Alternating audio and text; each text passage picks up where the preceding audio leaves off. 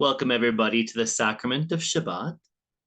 Today we continue our discussion about the letter of James, part 3. If you'd like to see our introduction to who James the Just was or what can be historically known about him, as well as the first few verses of the letter of James, please check out Facebook or our YouTube page. We continue with James 1 with verses 12 through 16. Last week, we talked about the fact that James believed that God could not tempt humanity. And there are many reasons why this may have been believed to be so. One of the translations of the Lord's Prayer or the Master's Prayer, the prayer which Mar Yeshua taught his disciples to pray when they asked him how to pray. One translation says, "Lead us not unto temptation, but deliver us from all evil." So in that translation, it makes it seem as though we're asking God not to tempt us to do something.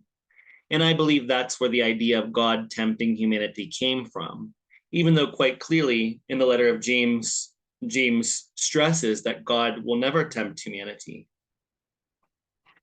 So it's an interesting thing. A better understanding of that verse in English would be, "Lead us not unto the test." Don't let us be tested, Lord. The Lord does test humanity, but he doesn't tempt humanity. And there's a difference between a test and a temptation. A temptation kind of has insidious intention behind it, like I'm trying to lure you away from the path. However, when you say that you're truly seeking God, God will let you be tested, both by yourself, by your surroundings, by nature. Everything will seem to come after you when you've actually dedicated yourself to spiritual growth. And that test God does allow to happen. Before Satan became Satan, before Lucifer became Satan, the devil in Christianity, he was actually considered to be an archangel, and his name was Shaitan. And Shaitan is most notably presented in Job of the Hebrew Testament. And Job was essentially a perfect human being. And Shaitan basically challenged God that, he can make Job go away from the path of righteousness. And God said that Job would never leave him. He would never be tested or tempted to move away from the path of righteousness, is the essential part of the story. So Shaitan is an archangel of justice in the Hebrew Testament, not the red, two-winged, pointy-tailed, pitchfork-wielding devil. But he was an archangel that tested humanity's faith to God.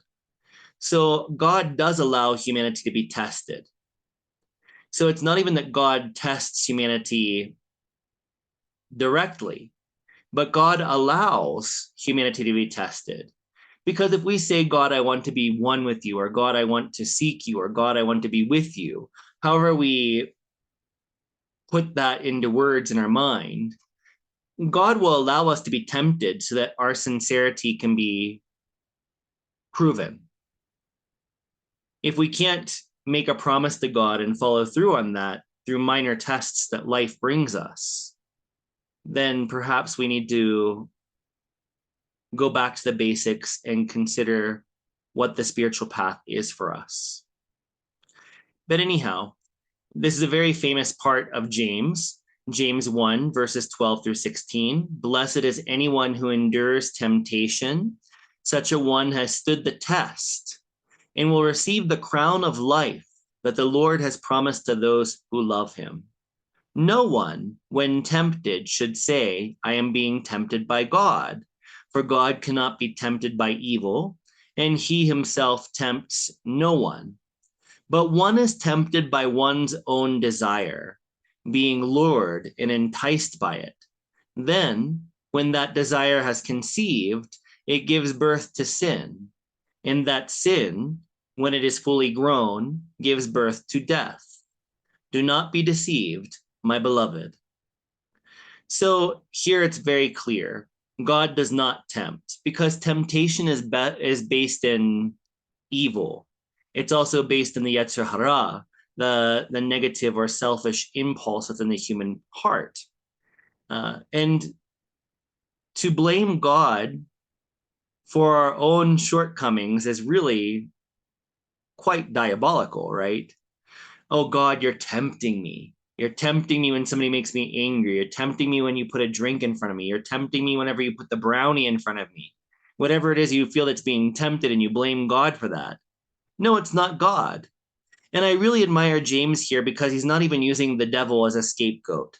Whether we believe in the devil or not as a personified being, or as just an allegory for the Yetzer Hara within us, or the collective Yetzer Hara of humanity, James does not put the blame at the devil's feet either. He says it's your own desire. And where are our own desires stemming from? Our own consciousness, our own mind. So James is pointing out a very simple, hard fact that nobody likes to take as the truth. Your temptations, your problems are based in your own mind. If you want to transcend temptation, if you want to transcend base desires that lead away from God, then you have to become spiritually strong. And yes, it is right to ask God, please deliver me, lead me not unto the temptation that arises from my own personal desires, from my own lack of spiritual maturity, from my own lack of discrimination. Yes, we should pray to God for that help, to lead us away from the test. Please do not test me. Do not allow me to come into temptations that I'm tested by my life situation, by my desires, by my surroundings, by my environments. Always remember that an individual being is not stronger than his or her environment. Whatever you want to become like, hang out with that kind of person. But don't think you're stronger or spiritually superior and that you can be in bad environments and not be tempted to do something. So always separate yourself from things that would inspire you to act on a negative or evil temptation. Stay away from that. If you want to become spiritual, hang out with the type of spiritual person that you would like to see yourself become. But we should not blame God whenever we fall. If we make a spiritual mistake, say, God, please help me. Please help me to transcend this obstacle in my spiritual path so that I can grow, so I can become eligible to become part of the Baranash, Son of Mankind Collective Messiah. Help me to purify myself so I can be in conscious communion with you at all times. So rather than blame God for our own desires and shortcomings, we ask God for the strength, for the support, for the inspiration that we may be able to one day transcend all of our lower negative desires, which lure us and entice us into acting on them. And when a desire is conceived in the mind. First, there's a desire. We're attached to something. We want the pleasure of something, whatever that is. And that is conceived in the mind. And when we think about something over and over again, for example, having a cigarette, having a drink, doing whatever it is we feel like we want to transcend, but we can't seem to transcend it. And that's different for each of us. Whenever you think about it, the more you think about it, the more you move towards acting on it. And when you act on it, that's giving birth to the sin, to the thing that takes us away from God. And all that sin is a mistake. It's a mistake. It's not some big dirty thing, it's a mistake. But if we keep on repeating that same mistake, we can't grow until we can stop making that same mistake.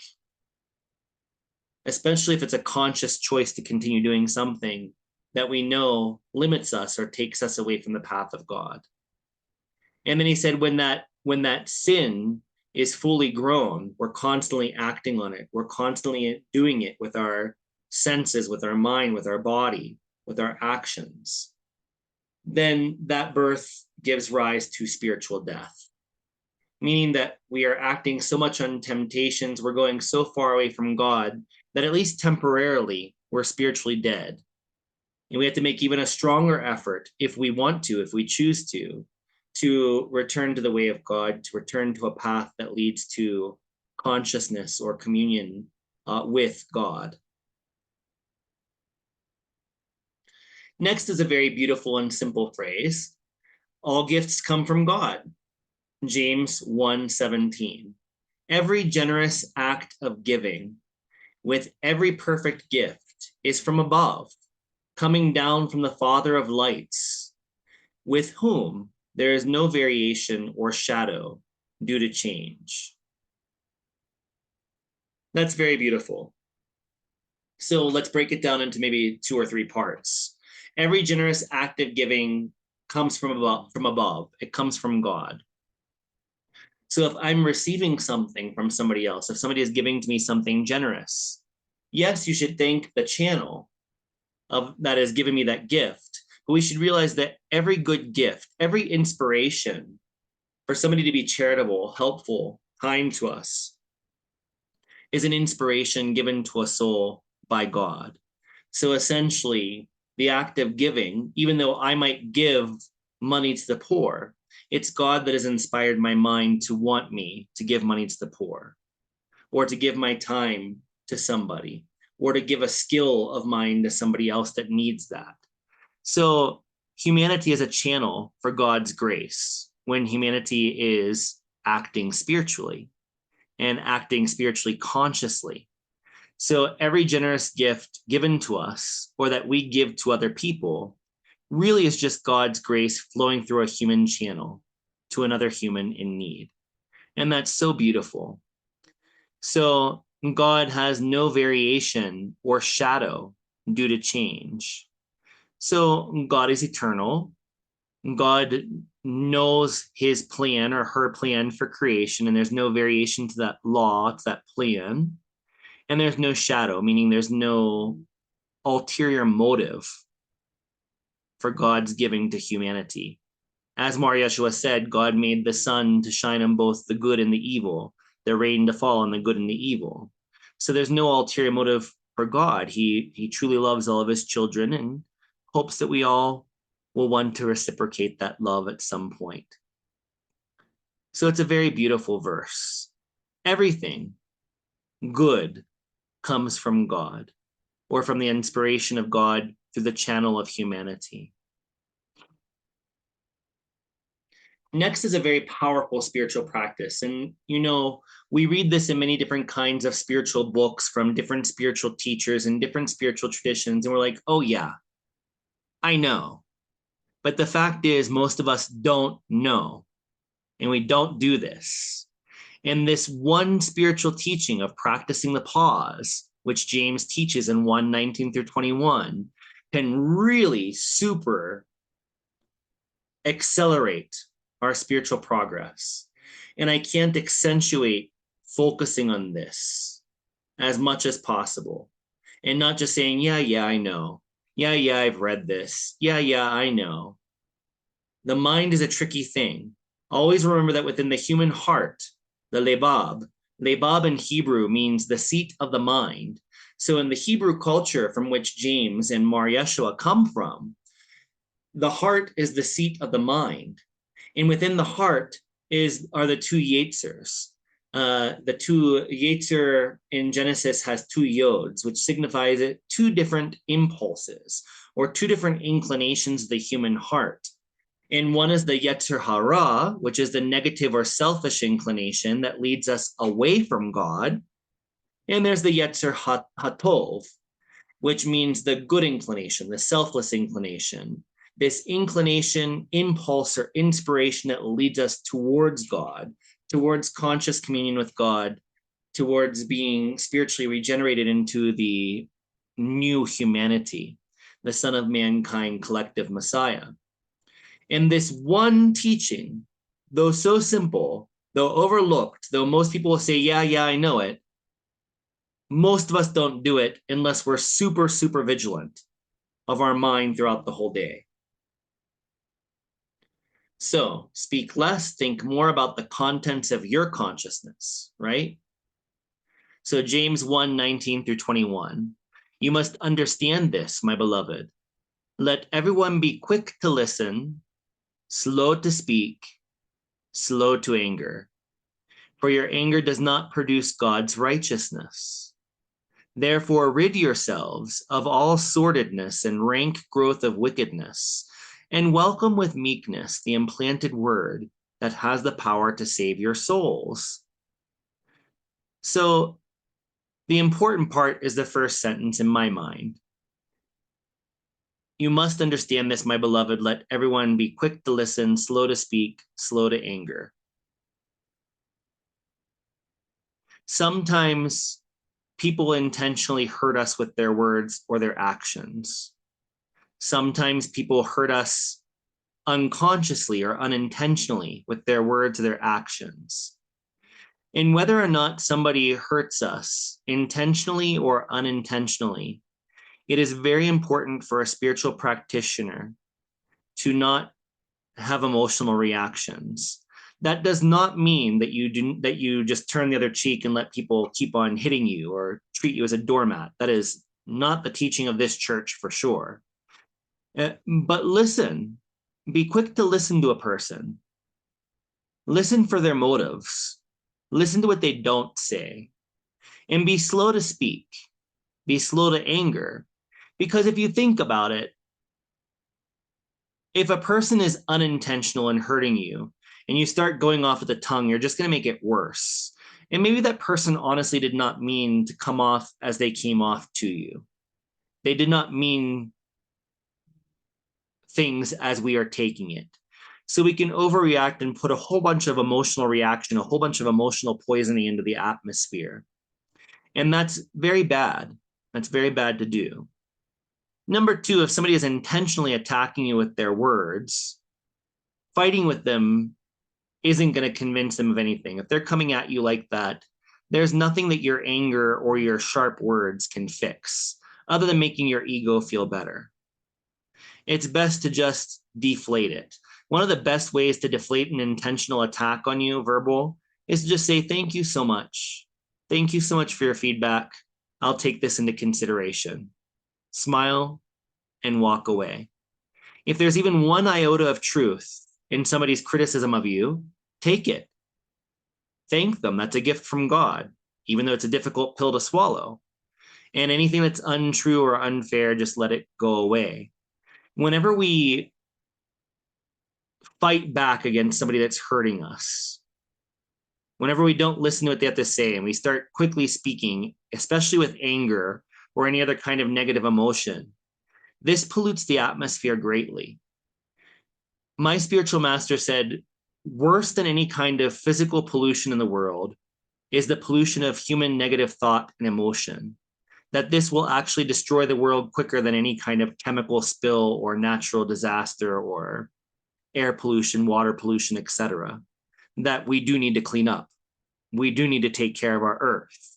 But worse is the emotional poisoning, the negative mental patterns that float in the ether, so to speak, because those negative emotions of greed, anger, lustfulness meaning desire for anything, not necessarily a sexual lust.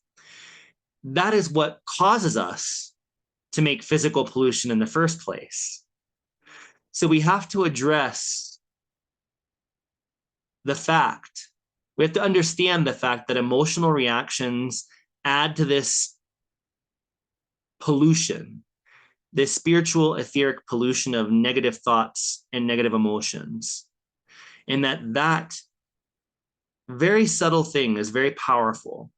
So by not adding to that negative vibration, we neutralize it. And instead we choose to act in a positive way. This can really make a change not only in ourselves, but in the whole of humanity. But as many of us as possible in humanity need to actually consciously do this. So that's what James is talking about.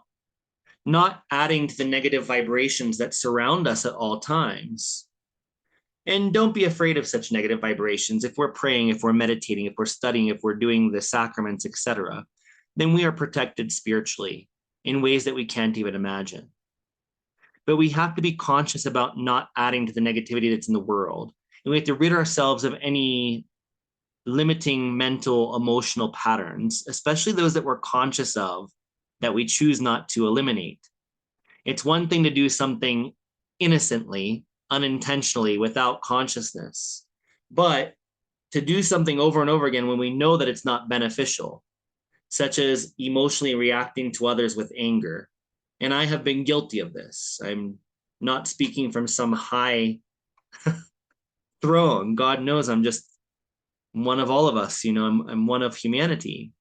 But we have to try. Making the effort is enough.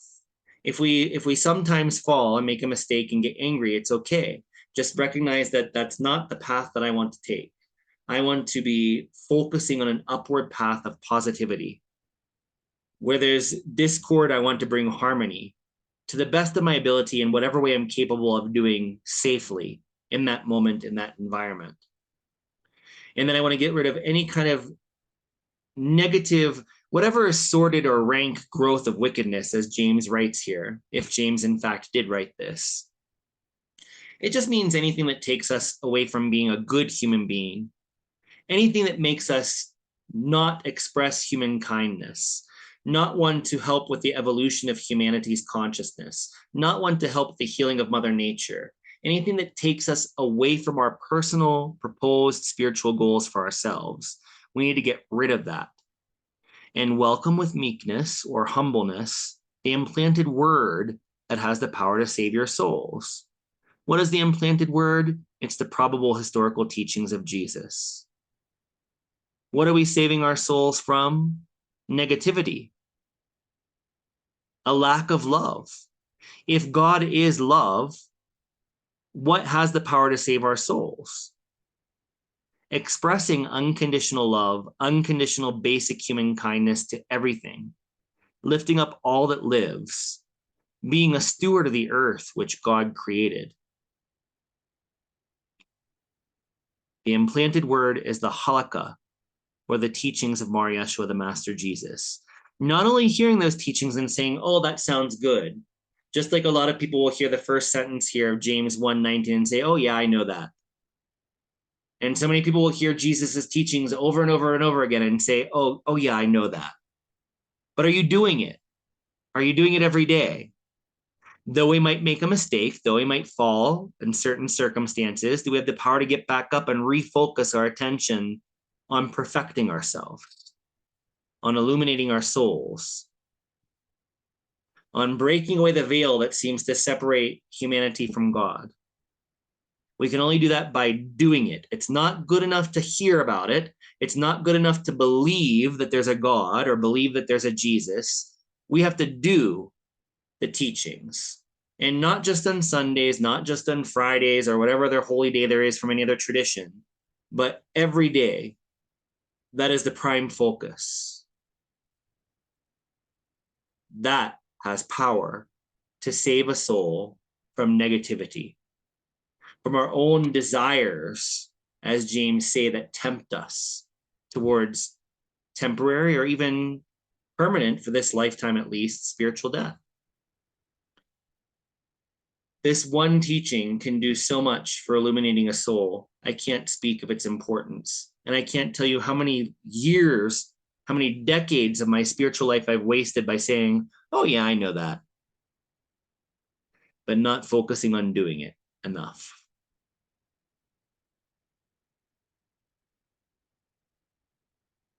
Let's have the second cup of blessing. Practice to pause. In the Gospel of Thomas, they talk about the lion, when the lion eats the man and when the man eats the lion. When the man eats the lion, that means that he has eaten his anger. You feel the anger come up to your throat, up into your mouth to be expressed, and you swallow that lion. You eat the lion. The lion is an analogy, is a metaphor for both Satan and anger. So we know, we could feel it. You hear somebody coming at you, right? You could feel that. You can already start to hear in your mind the comeback you're going to say and how good that comeback's going to be. And you might even be right. But it's not about being right. It's about the emotional content that comes out when you speak, when you respond to that moment. What is the emotion in your heart when you respond to the person that's coming at you? when you respond to a difficult situation, a political situation, a religious situation, whatever it is that pushes your buttons. It's not about what you say most of the time. It's about the emotional content that imbues what you're saying. So it's better to just zip it if you can't say something with a calm mind and a heart that really is seeking peace. And that does not mean that sometimes we don't have to stand up for what's right, but we have to be really centered in our heart and focus on the fact that my enemy, I'm going to love my enemy by not trying to hurt him or her more than they've hurt me. One-upmanship. May we all grow in this way. May we all help to reduce the negative, evil vibrations that float all around us so that the world can be a better place than how we found it. Pause when you feel the anger come up and redirect, or act and respond in a way that is balanced and truly intended to create harmony for myself, for the other person, for all of humanity. Amen. Amen. Amen.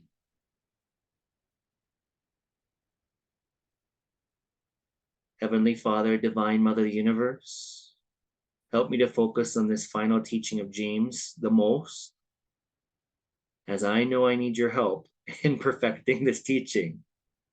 I know that I've read it a million times, but I know that I don't know. Help me to be quick to listen, slow to speak, and slow to anger. Amen. Amen. Amen.